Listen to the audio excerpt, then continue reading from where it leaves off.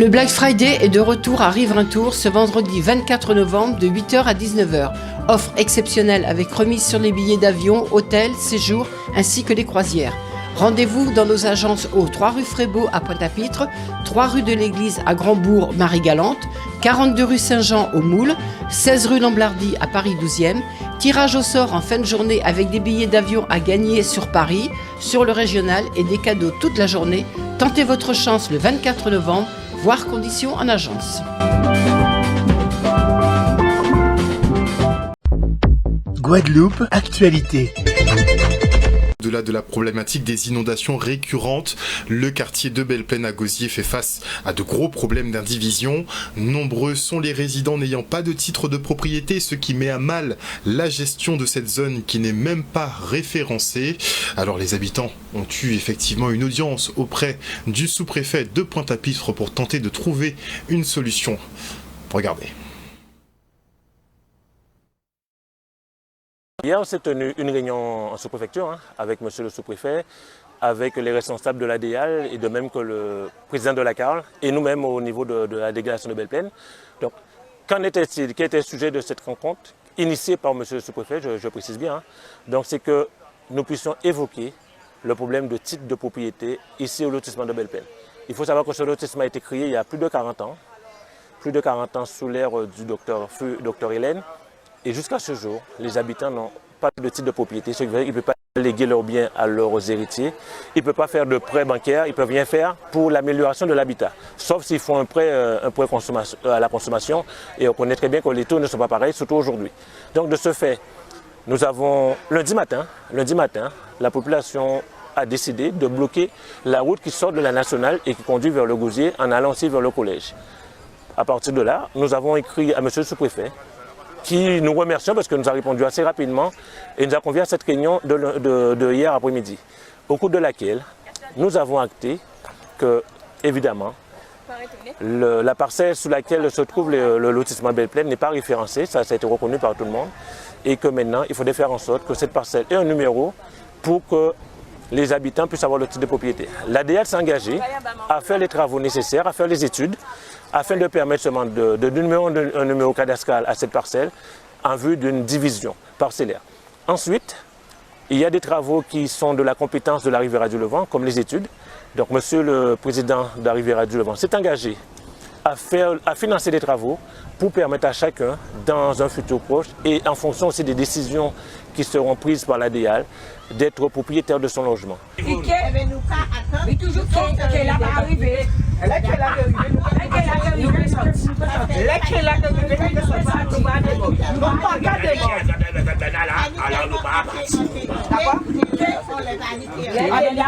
Parce que déjà là, ça tombe. Déjà là, ça tombe.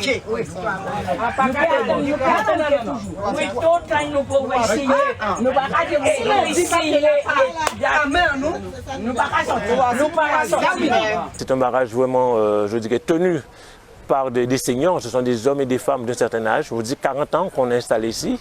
Donc, et ces personnes, justement, ont des difficultés à croire encore aux promesses. Parce que ces promesses de titre de propriété, on les avait déjà eues. Aujourd'hui, je reconnais la bonne volonté de toutes les parties prenantes d'aller au bout de cette action cette fois-ci. Toutefois, la population a décidé de maintenir la mobilisation jusqu'à la signature du relevé d'information. C'est la raison pour laquelle, dès à présent, je prends la tâche avec monsieur le sous-préfet et monsieur le président de Dakar pour savoir quand est-ce qu'on peut disposer de ce relevé d'information, de décision et revenir vers cette population pour dire voilà, nous avons le document signé, donc maintenant on peut libérer la route en attendant que les travaux soient lancés. Dans le cadre de la lutte contre les violences conjugales, les autorités organisaient un séminaire sur les signes avant-coureurs à l'Université des Antilles.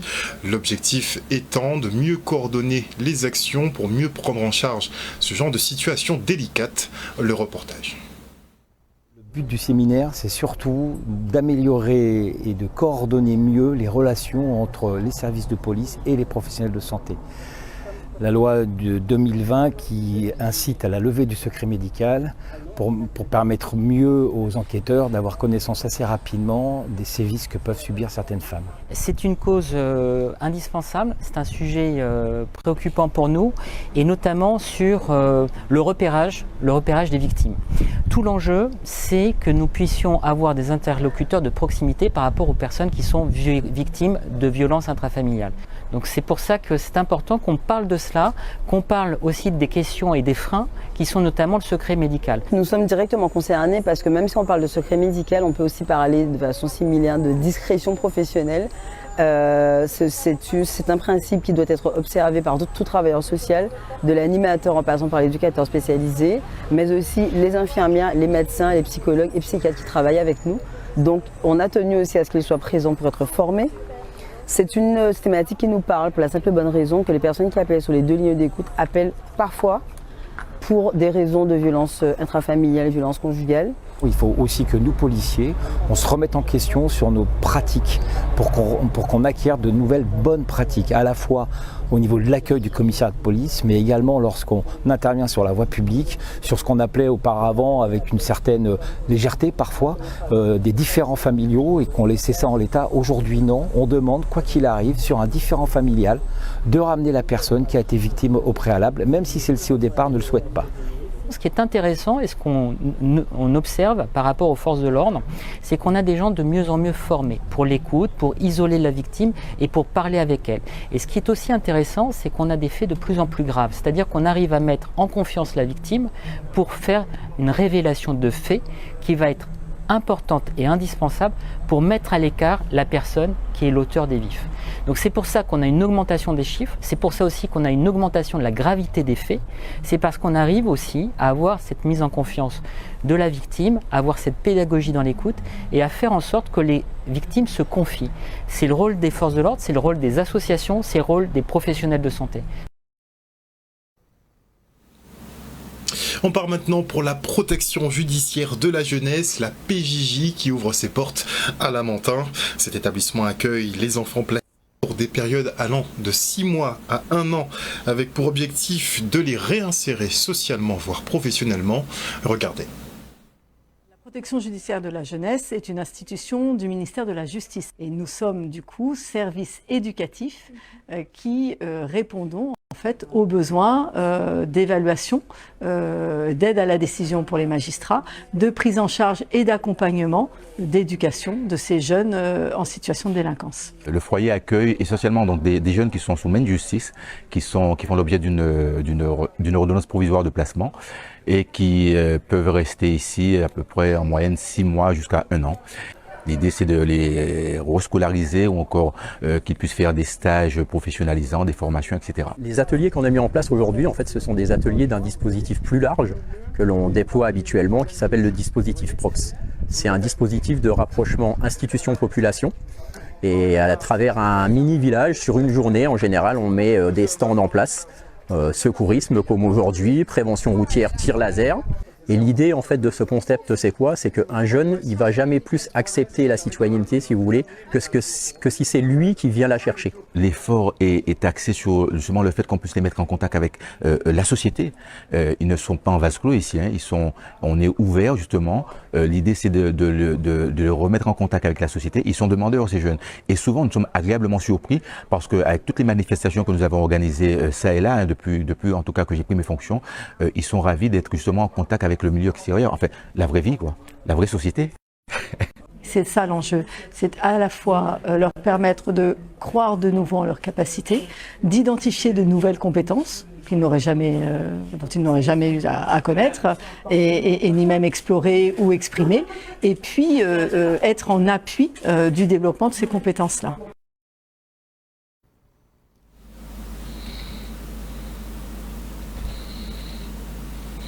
En Guadeloupe, 23% des détenus travaillent, un chiffre que l'administration pénitentiaire souhaite améliorer en développant justement ce travail en milieu carcéral.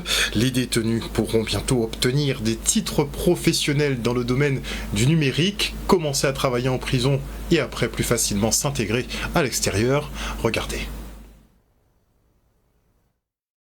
C'est une démarche innovante. On va former de façon pratique et théorique les personnes détenues qui vont avoir un titre professionnel et ils vont pouvoir être embauchés sur place dans l'établissement pour pouvoir faire ce démarchage.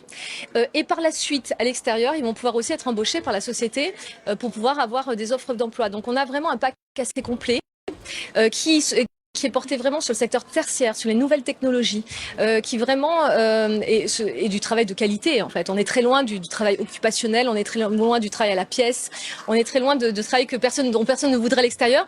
On est dans quelque chose de qualité qui est offert aux personnes détenues pour pouvoir leur permettre d'avoir une chance lors de leur sortie. C'est pas une question de niveau ni de récompense des uns et des autres. Simplement, il y a une situation générale qui fait qu'on a à peu près 30% des personnes détenues qui travaillent aujourd'hui. En Outre-mer, c'est un peu moins, c'est 23%, mais parce que les conditions sont souvent plus difficiles, parce que les acteurs économiques sont parfois moins nombreux.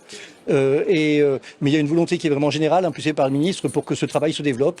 Et on le sent très bien au sein de cet établissement où les gens sont extrêmement mobilisés. Nous offrons des possibilités à des chefs d'entreprise de venir s'installer à l'intérieur des murs de l'établissement et ainsi, au travers de la création d'ateliers, de pouvoir participer complètement à la réinsertion des personnes détenues, puisque il y a une offre donc de travail, d'activité professionnelle au sein même de la structure. Et au centre pénitentiaire de Bémao, on a développé comme ça plusieurs ateliers. Et donc aujourd'hui, on vient d'une certaine manière présenter ces ateliers, montrer ce qu'il est possible de faire en milieu carcéral et la manière dont finalement on peut accueillir ici des entreprises pour donner accès au travail. C'est parfois la première fois qu'une personne détenue aura vraiment accès à un travail qui est rémunéré. C'est une première en Outre-mer. Il y en aura un autre prochainement à Ducos, mais ça sera le premier est bien ici, le premier qui sera fonctionnel. Et effectivement, c'est quelque chose qui est absolument porteur, puisque beaucoup d'entreprises sont en train de relocaliser sur le territoire national ce type d'activité qui avant était délocalisé. Et il y a des possibilités d'emploi à la sortie qui sont extrêmement importantes. Un travail qui permet de structurer aussi leur journée de détention et qui permet notamment aussi de développer du lien social. Certains peuvent devenir chefs d'équipe, certains peuvent encadrer des équipes plus ou moins importantes de salariés. Et donc nous accueillons ici désormais un certain nombre d'ateliers et de chefs d'entreprise. Ils vont être supervisés, vont être encadrés, vont être formés. Voilà, tout ce process est pris en charge par une entreprise qui est qualifiée. Voilà, bien entendu. Tout est organisé. Le personnel du centre pénitentiaire de Pointe-à-Pitre est déjà très mobilisé. Ce que j'attends surtout, c'est que les partenaires institutionnels, économiques s'engagent aux côtés du personnel de l'établissement pour développer le travail en détention au sein de l'établissement de Bémao.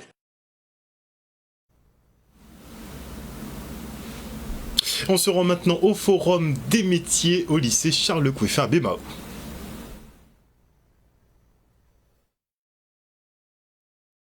Alors, ce forum des métiers a pour but de sensibiliser nos élèves sur les divers métiers qu'ils pourraient avoir après leur bac, donc les métiers post-bac, parce que beaucoup se retrouvent sans savoir vraiment qu'est-ce qu'ils veulent faire. Donc, le forum des métiers est là pour, alors essentiellement les élèves de terminale, mais bien sûr, on accepte les élèves de première et de seconde pour s'ils veulent se renseigner sur les métiers ou avoir des choses complémentaires sur ce métier. Le forum des métiers est là. Donc on travaille avec notre proviseur et Madame Selbonne qui est notre chargée de forum des métiers du coup, pour pouvoir réaliser ce beau projet qui a été déjà fait et qui peut-être sera remené à être fait. La plupart des questions tournent autour déjà quels sont les autres métiers, parce qu'on dit qu'il y a d'autres métiers, quels sont les autres métiers. Après c'est en termes de disponibilité, quelle disponibilité qu'il faut pour exercer ce métier, les niveaux de compétences d'entrée, la durée des parcours, en fait tout ce qui s'attache à leur futur, savoir est-ce qu'ils vont pouvoir s'engager, est-ce que ce sont des études longues, des études courtes, comment ça se passe pour pouvoir accéder aux différents métiers qu'on leur présente. Alors moi, ce que j'ai trouvé de beau, c'est vraiment l'échange entre les professionnels et les élèves. Parce que parfois, c'est vrai qu'on est vraiment cadré dans le domaine scolaire et qu'il y a des élèves qui n'ont pas forcément cet échange avec des professionnels, qui n'ont pas la chance d'avoir cet échange avec des professionnels. Nous allons faire un bilan dessus, puisque après quand même, nous aurons une deuxième phase où là nous allons présenter nos post-bac, nos filières post-bac, donc c'est-à-dire type BTS, classe préparatoire aux grandes écoles. En Guadeloupe, on s'est rendu compte qu'il y a quand même un très bon niveau de base et que justement on peut permettre à certains jeunes de rester en Guadeloupe. Il ne faut pas se dire que tout le monde doit rester en Guadeloupe parce qu'il y a des métiers, à partir d'un certain niveau, on n'a pas le choix, il faut s'exporter. Mais on a quand même une bonne partie des métiers qui peuvent intéresser les jeunes de Guadeloupe et qui sont accessibles, sans trop de difficultés. Mais maintenant, il faut les connaître, il faut connaître les parcours, comment y accéder, et on est là pour ça. Oui, j'ai trouvé mon bonheur. Après, c'est vrai que moi, ça fait un moment que je sais ce que je veux faire. Donc moi c'est en médecine pédiatrique, donc j'ai pu trouver mon bonheur, bien heureusement, et j'espère que les élèves qui ne savent pas ce qu'ils veulent faire aujourd'hui, eux aussi ont pu trouver leur bonheur. Retour maintenant sur le Duo Day de Cap Excellence, une journée d'inclusion pour les personnes porteuses de handicap. Et aujourd'hui, nous avons suivi Monica et Marceline qui ont intégré des services de la collectivité pour une immersion professionnelle. Le reste en images. Bonjour, bienvenue. Bonjour, je suis Diva Montrésor, assistante de direction à la transition écologique et le développement durable. Bienvenue, on va travailler ensemble toute la journée. J'ai le plaisir aujourd'hui d'accueillir Monica dans le cadre de la journée des Duo Day. Donc c'est une action qui me tient vraiment à cœur. Donc c'est vraiment un plaisir aujourd'hui de la recevoir et de lui montrer un petit peu quel est mon univers, le domaine professionnel et pour qu'elle aussi que ça puisse l'impulser et pourquoi pas par la suite qu'elle puisse elle aussi avoir ce plaisir d'intégrer le domaine professionnel. Orienter vers l'emploi et donc voir comment ça se passe, si je peux tenir pendant toute une journée. Bonjour Madame Alexis. Bonjour Madame Rita Venex. Je suis chargée d'accueil à Cap Excellence. Bienvenue parmi nous. Merci beaucoup. Donc, on va passer la journée ensemble aujourd'hui. C'est intéressant puisque ça nous permet, pour les personnes qui souhaitent travailler, d'entrer dans l'entreprise, de visualiser, de connaître ce qui se passe, comment l'entreprise fonctionne. Et c'est intéressant pour nous qui souhaitions bénéficier de cette aide, de rentrer dans l'entreprise, de travailler. C'est une très belle initiative et c'est bien aussi de montrer aux autres personnes que les personnes en situation de handicap peuvent aussi faire des tâches administratives comme nous le faisons en tant que chargés d'accueil. C'est donc la 3e année que nous recevons dans notre collectivité des personnes en situation de handicap. Cette année, nous en avons positionné ici même au cabinet du maire et chaque année c'est pareil. Nous en avons aussi au service de la transition écologique également et numérique. Et nous avons aussi également au service vie citoyenneté également. Cap Excellence en tant que collectivité territoriale se doit de participer à cette politique publique de l'insertion des personnes atteintes de handicap. Alors là, nous, on y participe aujourd'hui, c'est un peu aussi dans le cadre de la journée européenne, la semaine européenne du handicap qui se fait actuellement. Et aujourd'hui, nous participons, nous faisons en sorte que une personne qui est atteinte de handicap puisse s'immerger dans un poste de travail au sein de Cap Excellence. Contente qu'il puisse exister cela parce que ça permet une immersion dans le monde professionnel, partage aussi également avec ces personnes des pratiques, des méthodes, des outils également et des techniques de travail, on pourrait le dire comme cela. Et pour moi, c'est quelque chose qui a toute son importance et qui devrait se poursuivre et se généraliser d'autant plus. Un reportage de Maxime Morel. L'INSEE présente le bilan de l'impact économique du grand port maritime de Guadeloupe. La structure représente tout de même 2300 emplois directs et occupe la 11e place des ports de France en termes de trafic de conteneurs. Regardez. Nous avons étudié l'impact du grand port maritime dans l'économie de la Guadeloupe, son impact en termes de nombre d'emplois, en termes de création de valeur ajoutée, de chiffre d'affaires. Notre attente principale était d'avoir une photographie de l'empreinte économique du port en termes d'emploi et de valeur ajoutée, et cet objectif est atteint. Le port, c'est une dynamique, donc il se pose la question ultérieure de savoir comment nous allons faire évoluer cette photographie et comment, dans les projets que nous portons, ça produit encore plus de valeur sur notre territoire. Ce qu'on apprend, c'est que le grand port maritime génère 2300 emplois directs, c'est-à-dire des emplois qui sont liés à l'activité du grand port maritime. Et si on ajoute la marina Bas du Fort, qui est un port de plaisance, ça génère 2550 emplois au total. C'est une première pour la Guadeloupe. C'est une démarche qui est relativement ancienne dans les ports de l'Hexagone, qui a déjà connu effectivement des rafraîchissements en général tous les 5 ans à peu près. Et donc nous avons un petit décalage par rapport à ça. Mais c'était aussi un des attendus de la stratégie nationale portuaire qui a été édictée en janvier 2021 et qui visait à montrer le poids économique de l'ensemble des ports, outre-mer compris. Aujourd'hui, le système de mesure des ports, c'est essentiellement basé sur le tonnage et sur le nombre de conteneurs qui transitent par les installations. Aujourd'hui, c'est à peu près dans l'ensemble des ports français, 25 à 26 ports de commerce. Donc effectivement, nous trouvons la 11e place, tout statut confondu, que ce soit un grand port maritime ou autre. Et effectivement, pour moi, ce n'est pas uniquement le seul système de mesure. D'autant quand on est dans une économie insulaire dans laquelle il n'y a qu'une prédominance du marché domestique. La finalité, c'est vraiment effectivement d'étudier ce poids, d'étudier l'influence, d'étudier que représente le grand port maritime pour l'économie de la Guadeloupe, pour les emplois en Guadeloupe. Et c'est une étude qui est faite avec une méthodologie commune qui est partagée avec les autres grands ports maritimes de métropole.